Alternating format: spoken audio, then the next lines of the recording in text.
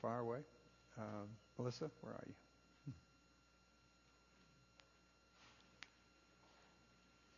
I told the early service that they call her the refrigerator at school.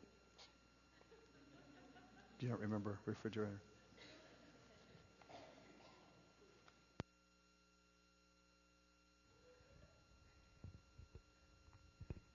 Can everybody see me? Okay, just checking. When Pastor Phil asked me to come share my testimony with you today, it took me quite a while to gather my thoughts. You think of a testimony as your story of becoming a believer and your life changing. I grew up in a Christian home, a loving family. I became a believer at the young age of 5. This is basically all that I remember. But my testimony is much more than that. My life has been difficult at times, hard, and yet I still feel very blessed. And this is why I want to share this with you today. I've picked Jeremiah 29:11 for my life verse. It says, "For I know the plans I have for you, declares the Lord, plans for good and not evil, plans to give you a hope and a future." And that is what I have. I have a hope in him, and I have a future with Christ. Let me begin. I was born a healthy baby on October 4th, 1989. I was born with cystic fibrosis, a genetic disease.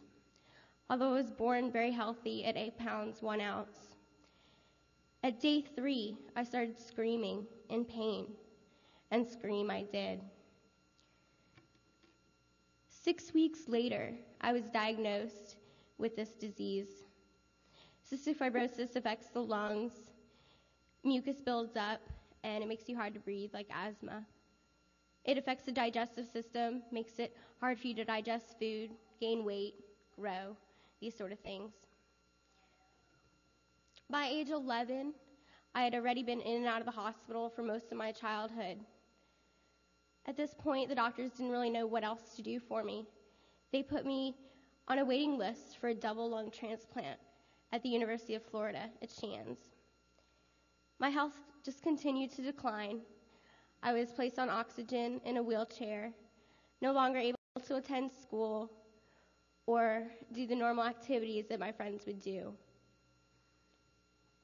On October 25th, 2003, 2.5 years after I was placed on the waiting list, I got the call in the middle of the night. They said, "We have lungs." At this point, my new life began. I was finally able to feel how it was to actually breathe. It was almost like I was born again. I had a new chance, a second chance at life. Although I was feeling great and had a new life, all the stress and all the hardships of all this built up in my family.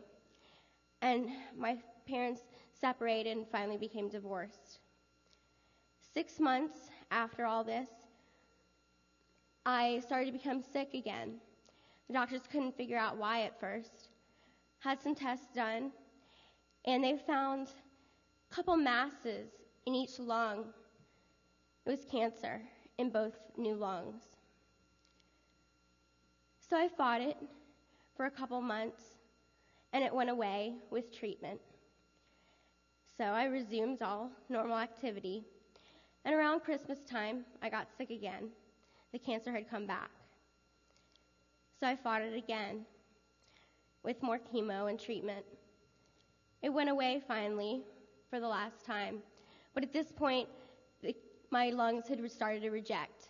My body said, "I've had enough." Meanwhile, while all this was going on, my mother met a wonderful man who decided to take all this on. My brother also has cystic fibrosis, who's a little bit younger than me. They finally got married, and I have 3 wonderful step-siblings. My health continues to decline. with a rejection, and I was placed back on the waiting list. 1 year later, on May 6, 2006, I got the call again. 2 new lungs. Started all over. New lungs. Again, I was able to breathe. No more oxygen. No more wheelchair. Back to school. Earlier this year, I became sick again. More rejection. A third double lung transplant has never been performed before, or that we know of. I have tried to consult different doctors around the country, and everyone has said they wouldn't be able to do it for me.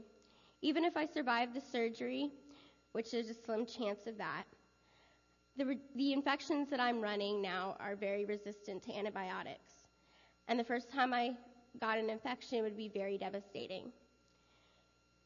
I've determined that not really wasting the time, but the time that I have left, I'd rather spend enjoying that time with my family and friends instead of recovering from a surgery. I've also asked many times, why me? Why am I still here when I see friends that I've become so close with pass away already from already getting a transplant or waiting for a transplant from cancer or rejection? Just recently, I've come to the conclusion that I don't need to know why. God has a plan for me. He knows what's going to happen. I have also realized now that everyone has their own cross to bear. May be difficult. Everyone has a different thing that they go through. And God gives each of us grace for each day to handle our situation. I, right now, am at peace with God, and He has given me the work of helping others find that peace with Him. And that's what I'd like to share with you today. Thank you.